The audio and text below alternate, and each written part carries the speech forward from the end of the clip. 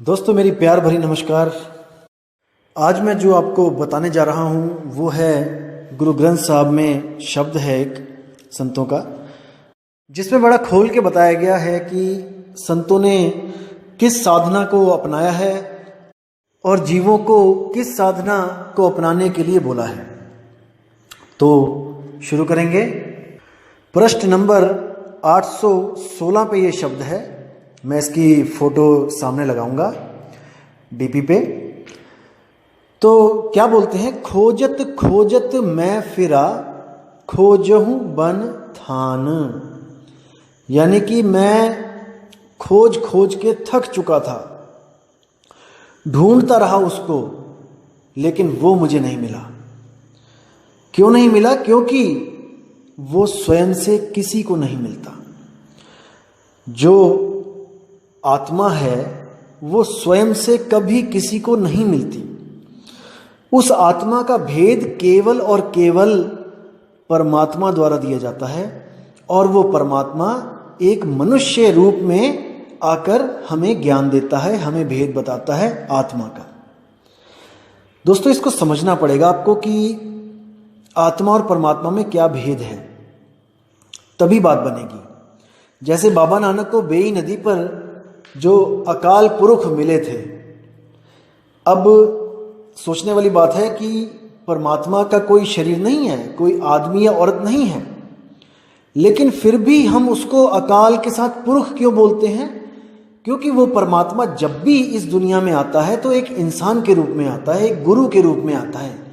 और वो क्यों आता है गुरु के रूप में? क्योंकि हम इंसान हैं, हम जानवरों की भाषा नहीं समझ सकते, हम पशु पक्षियों की भाषा नहीं समझ सकते, कीड़े मकोड़ों की भाषा नहीं समझ सकते, इसलिए उसको केवल इंसान रूप में ही आना पड़ता है हमें समझाने के लिए।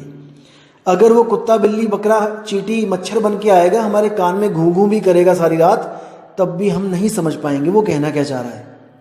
इसलिए वो एक पुरुष रूप में आता है और हमें समझा के वापस चला जाता है।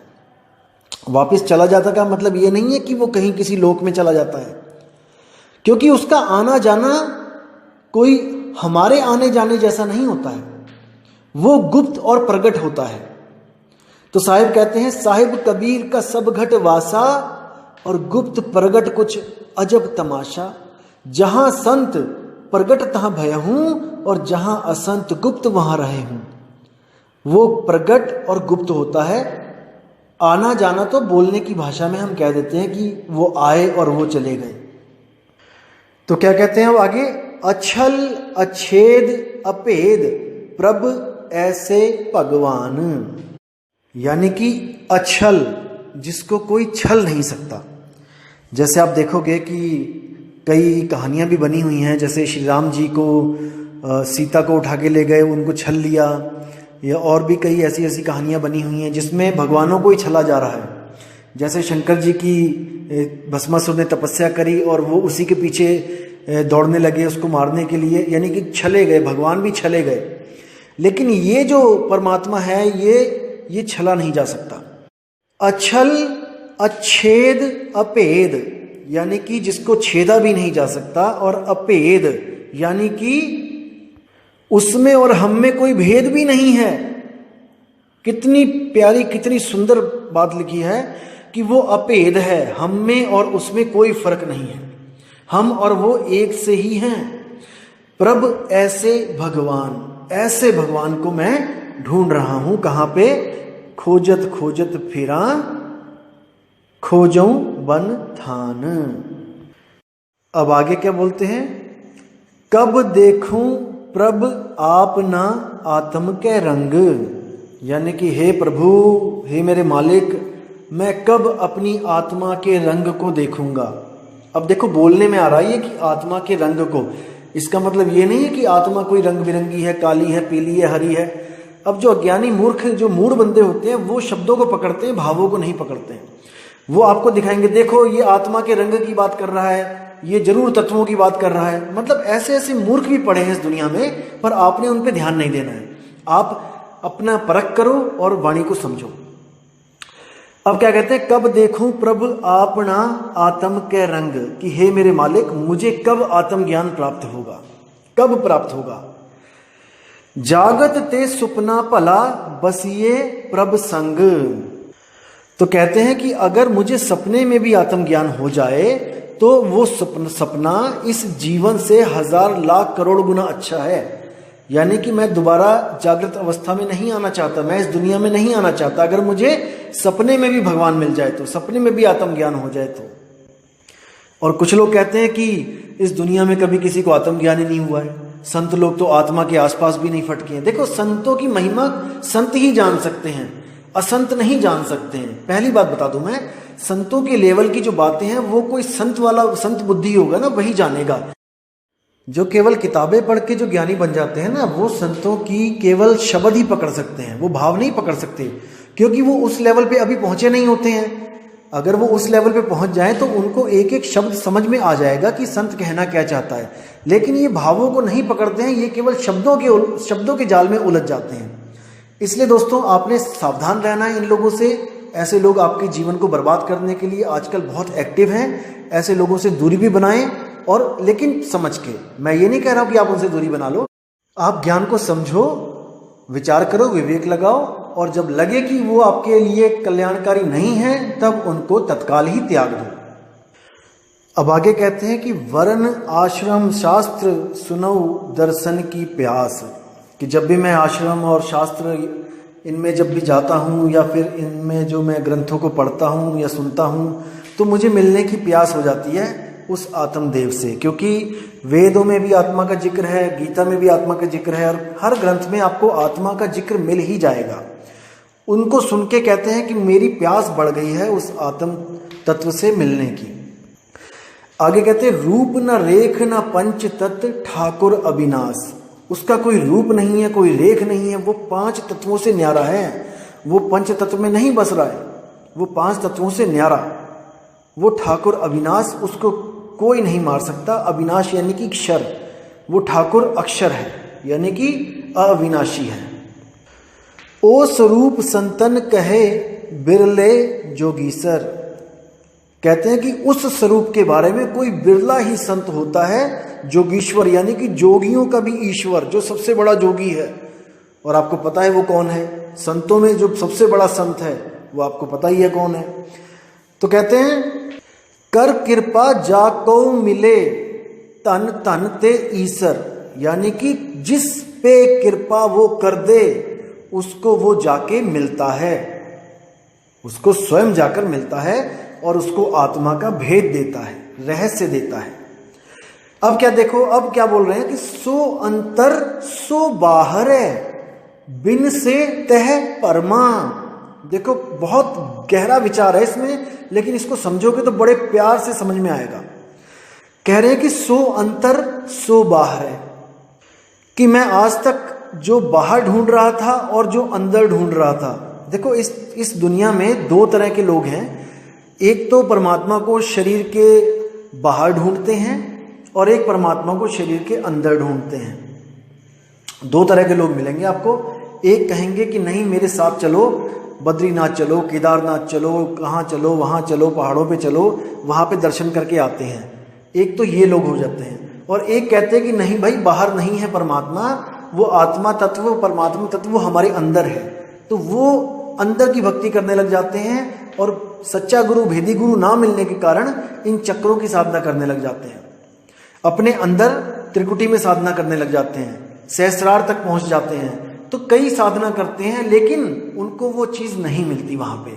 तो ना तो वो बाहर है और ना वो अंदर है, लेकिन उसकी शक्ति से बाहर का भी सब कुछ चल रहा है और अंदर का भी सब कुछ चल रहा है।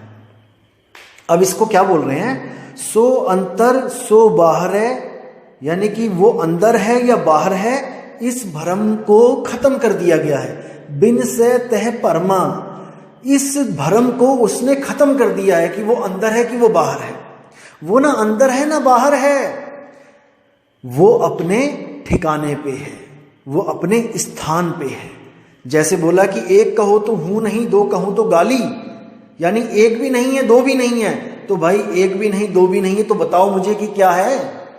ऐसा कोई बोल ही नहीं सकता कि वो 1 और 2 के बिना कोई तीसरी चीज बताओ। 1 और 2 के बिना तो शून्य है, केवल 0 बोल सकते हो आप। अगर वो एक भी नहीं है और दो भी नहीं है, एक और दो के अलावा मुझे बताओ तो सही, वो क्या है, वो कैसा है। नहीं बता सकता कोई इसको, लेकिन भ्रमित करने में लगे हैं सब। असल में क्या दिक्कत है कि कोई समझना नहीं चाहता, सब समझाना चाहते हैं। बात ये है। तो कहते हैं कि सो अंतर सो बाहर है, कि यानी कि वो बाहर है या वो अंदर है। बिन से तह परमा, ये भरम मेरा निकल गया, मेरे दिमाग से मेरे गुरु ने ये भरम निकाल दिया। अब उसने मुझे क्या बताया है, जैसा तैसा कहूं कहे कबीर विचार। वो जैसा है मुझे वैसा ही बता दिया गया। इसी तरह वो जहां पे है मुझे वहां का ज्ञान दे दिया गया। अब आगे क्या कहते हैं, नानक तिस प्रभ भेटिया जाके पूर्ण कर्मा, कि नानक वो उसी को मिलता है जिसके कर्म पुरबले हों, जिसके बहुत बड़े बड़े बड़े बड़े भाग हों। वो परमपिता परमात्मा एक गुरु रूप का धारण करके, इंसान रूप धारण करके, वो उन पुण्यकर्मी जीवात्माओं को मिलता है जिनके भाग बहुत बड़े बड़े बड़े भाग हों। तो देखो, संतों ने समझाने में कहीं भी कमी नहीं छोड़ी है, लेकिन अगर हम ना समझें तो इसमें उनका कोई दोष नहीं है। हम नहीं समझ रहे हैं, इसमें हमारा दोष है। हम लोगों की बातों में आ रहे हैं, इसमें हमारा दोष है।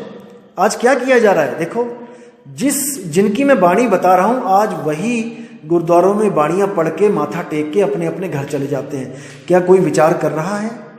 क्या कोई उस अक्षर का जाप कर रहा है जो बोलने में नहीं आता, पढ़ने में नहीं आता?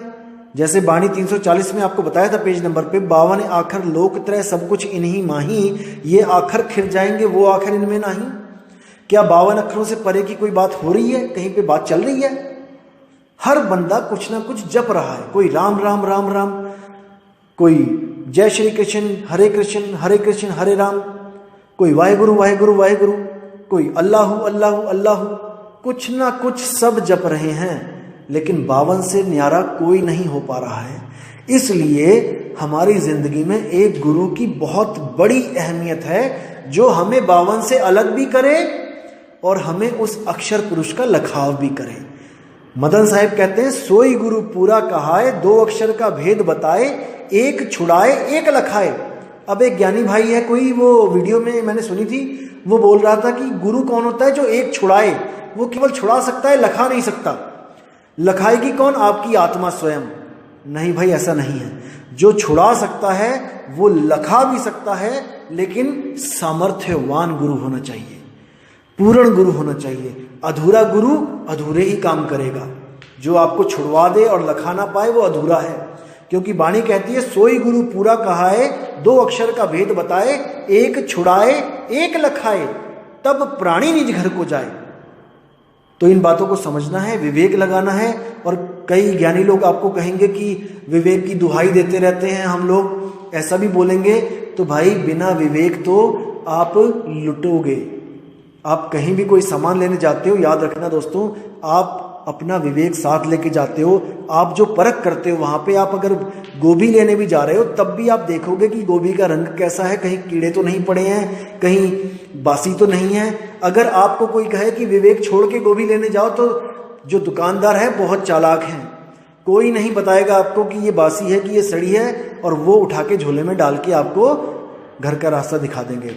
लेकिन दोस्तों, इसमें नुकसान आपका है, उसका नहीं है। जो कह रहा है कि विवेक की दुहाई दे रहे हैं, विवेक की दुहाई दे रहे हैं, उसका कोई नुकसान नहीं है।